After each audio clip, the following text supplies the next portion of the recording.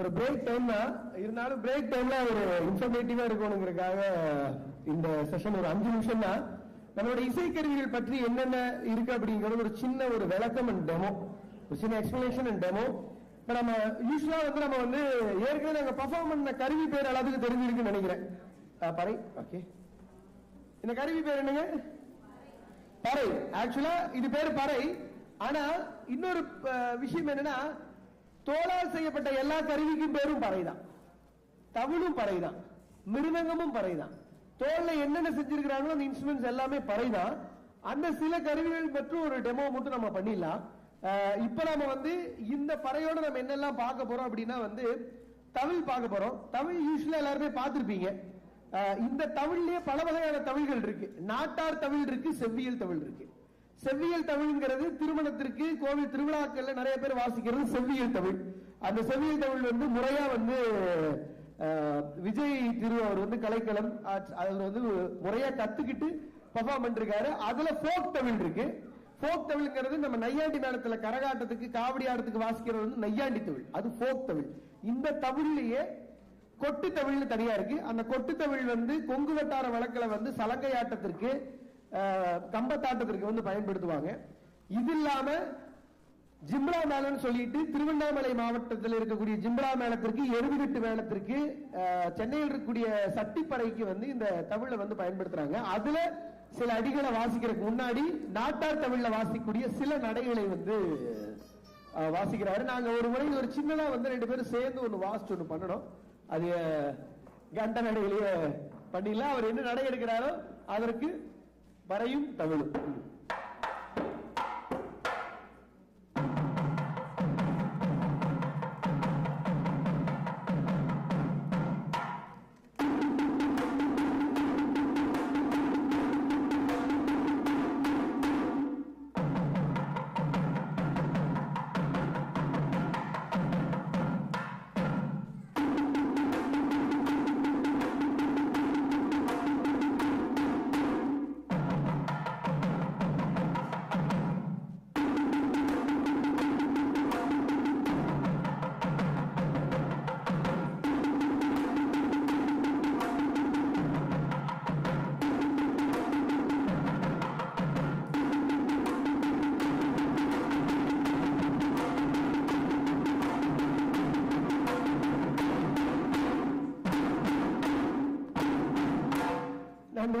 இது சேர்ந்து வாசிக்கிறதுல சில ஜதிகளை பற்றி வாசிச்சோம். இதுல சில விஷயங்கள் நாம சொல்லணும் அப்படின்னா, இந்த கருவி பேர் முரசு. உடுக்க எடுத்துருங்க, உடுக்கையும் சட்டிப்பறை எடுத்துருங்க. இந்த கருவி பேர் முரசு. இந்த முரசை நான் வாசிக்கிறேன். முரசு நம்மளுடைய தகவல்களை பரிமாறுவதற்கு தொலைவில் இருக்கக்கூடிய மக்களுக்கு தெரிவிக்கிறதுக்காக இந்த முரசை பயன்படுத்தி இருக்காங்க. இதன் பேர் துடும்புன்னு சொல்லுவோம். இந்த துடும்புங்கிற பேர் வரதற்கு முன்னாடி திடும்புன்னு வட்டார வழக்கு இருந்தது. ஏன் திடும்புன்னு சொன்னாங்க அப்படின்னா, திடும் திடும் திடும்னு சத்தம் கேட்கனால இது பேர் திடும்பு. திடும்புல இருந்து துடும்பா மாறுச்சு. இந்த முரசு பாத்தீங்க அப்படின்னா நகாரின்னு கொங்கு வட்டார வழக்குல நகாரின்னு சொல்லுவோம். இந்த நகாரி தான் நார்த் இந்தியாவில் இதே நகாரான்னு பயன்படுத்துறாங்க. மிடில் ஈஸ்ட் கண்ட்ரீஸ்ல இதுவே நகாடான்னு பயன்படுத்துறாங்க. கம்போடியால நம்மளுடைய இந்த முரசு துடும்பு இருக்கு. சில அடிகள் உங்களுக்காக.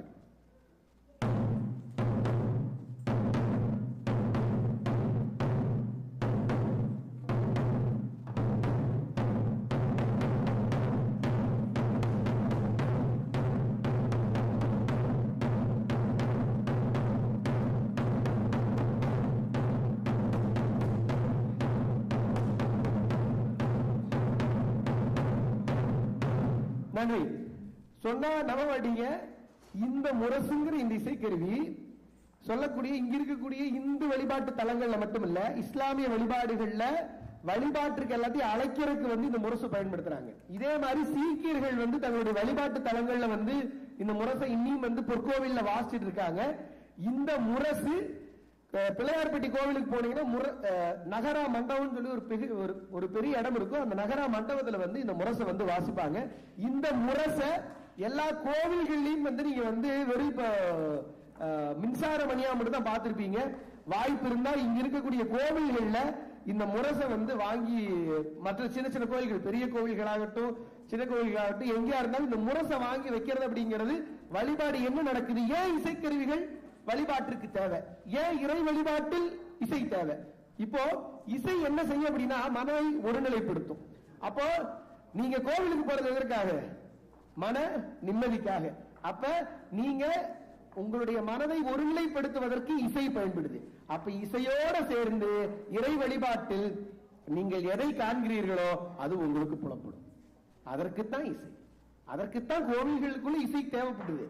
நீங்க சொன்னா நம்ப மாட்டீங்க, திருவரங்கத்துல 15க்கு மேற்பட்ட இசைக்கருவிகள் கோவிலுக்கு பாத்தியப்பட்டிருக்கு. திருவானைக்காவல்ல கிட்டத்தட்ட 7-8 இசைக்கருவிகள் கோவிலுக்கு பாத்தியப்பட்டிருக்கு. ஒவ்வொரு கோவில்களும் இசைக்கருவிகளை பாத்தியப்படுத்தி அங்க இருக்கக்கூடிய சிற்பங்கள் இசைக்கருவிகள் இருக்கு.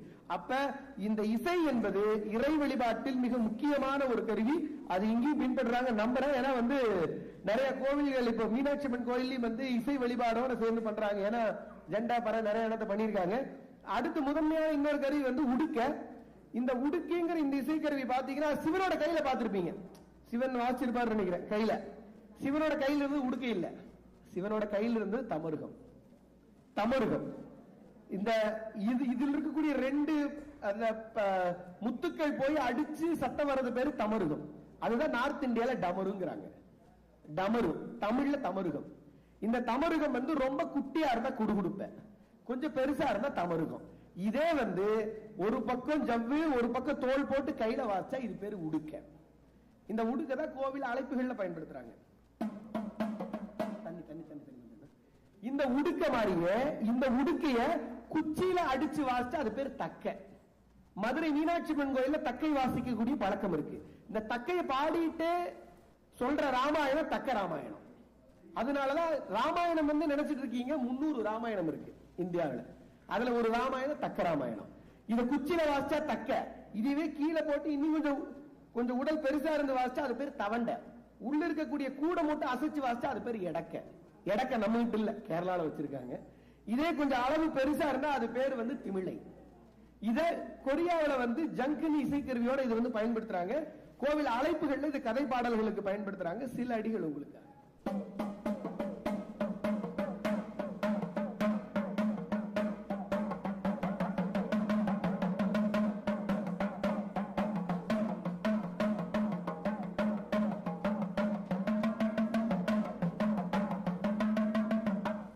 இது மாதிரி கோவில் வழிபாடுகள்ல இந்த இசை கருவிகளை பயன்படுத்துறதுக்கான காரணம் என்னன்னா இட்ஸ் a healing drum. இசை என்பது ஒரு குணப்படுத்தும் கருவி. உள்ளத்தில் இருக்கக்கூடிய உணர்வுகளை வெளிப்படுத்துவதற்காக இந்த இசை கருவிகளை வன்கருவி மென்கருவி அப்படின்னு வந்து பிரிச்சிருக்காங்க. அத இன்னொன்னு தம்பி இவருங்க அஸ்வின் உருட்டு உருட்டு உருட்டு உருட்டு உருட்டு வாசிக்கிறீங்க உருட்டு. அப்போ இந்த உடுக்கை மாதிரியும் நிறைய கருவிகள் இருக்கு. அந்த கருவிகளை பற்றி நாம வந்து நாங்க விளக்கம் மட்டும் ஒண்ணு சொல்லியிருக்கோம். இன்னொன்னு இந்த கருவி பேரு வந்து தாசா. இது வந்து உருட்டு சட்டி. இது வந்து இந்த கருவி பேர் வந்து தாசா, உருட்டு சட்டின்னு சொல்லுவோம். இடுப்புல கட்டி வாசிச்சா இடுப்ப தாசா, கையில வச்சா கை தாசா. இந்த தாசா தான் டோலோட சேர்த்து வாசிக்கிறாங்க. மராட்டியன் டோல்ல பாத்திருப்பீங்க தாஷா அப்படிம்பாங்க. இது தாஷா இல்ல, இது பேரு வந்து தாசா.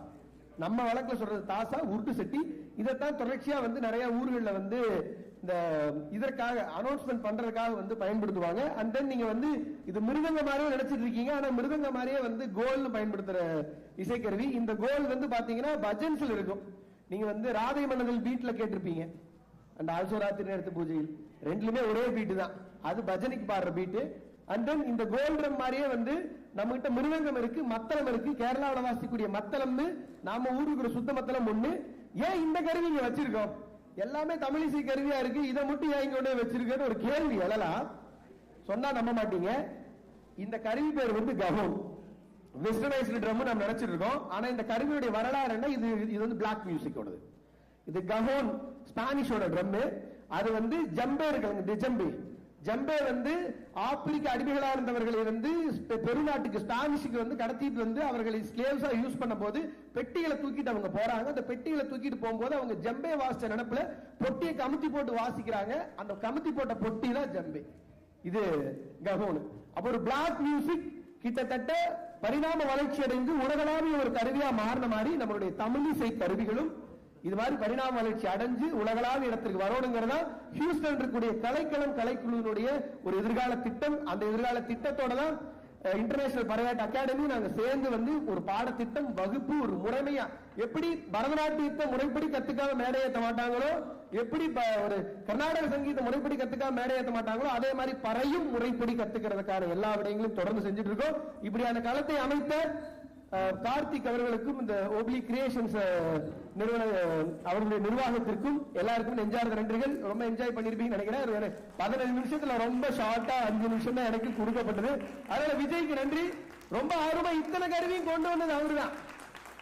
உங்களுக்கு எல்லாத்துக்கும் தெரியும், ஒரு பறை 2 பறை கொண்டு வந்துடலாம். இந்த துடும்பெல்லாம் கொண்டு வரல. துடும்போட காசு 3500 4000 இருக்கு. அனுப்புற கூலி பாத்தீங்கன்னா 35,000 40,000. அது வந்து அது எல்லாம் சிரமம் பார்க்காம வீட்டுல போட்டு எல்லாத்தையும் எடுத்துட்டு வந்ததுக்கு ரொம்ப ரொம்ப நன்றி. விஜய் திருநாள் தான் நான் நினைக்கிறேன். ரொம்ப நன்றி விஜய். நன்றி கார்த்திக்.